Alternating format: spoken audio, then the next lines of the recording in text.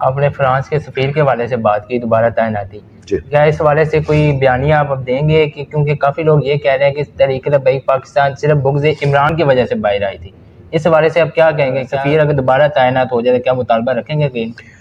دیکھیں جی، ہم نے عمران خان اور اس کے حواریوں سے بڑا کائنات میں منافق کوئی نہیں دیکھا، سب سے بڑے منافق ہی ہیں، اور جو نون لیگ ہے وہ بھی ان دونوں کو اگر دوڑ میں بگایا جائے تو شاید یہ ہے کہ بھی یہ 19-20 والا معاملہ ہو۔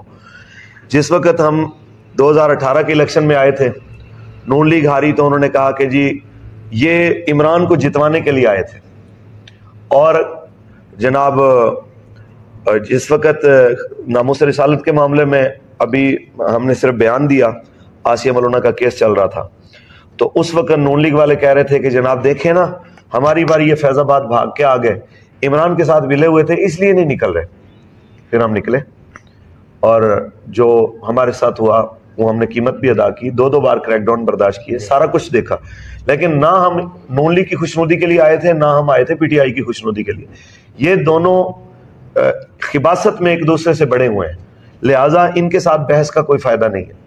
کسی ایک کو نقصان پہنچے گا تو وہ کہے گا اس کے ساتھ ملے ہوئے، اس کو نقصان پہنچے گا وہ کہے گا اس کے ساتھ ملے ہوئے۔ ہمیں ان کو صفائیاں دینے کی ضرورت نہیں ہے۔ رہی بات ناموس رسالت کے معاملے میں، ہم جب بھی نکلے ہیں کسی کے اشارے کنائے کی ضرورت نہیں ہے، ہم رسول اللہ کی ناموس کے لیے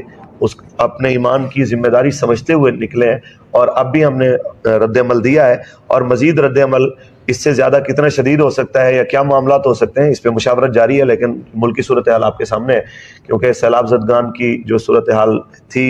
فوری طور پہ جو معاملہ ہمیں نظر آیا وہ تھا ان کی بحالی کا، اور ان کو فوری طور پہ فرسٹ ایڈ کے طور پہ جو کچھ ہم دے سکتے تھے وہ دینے کا، تو تحریک وہ کر رہی ہے۔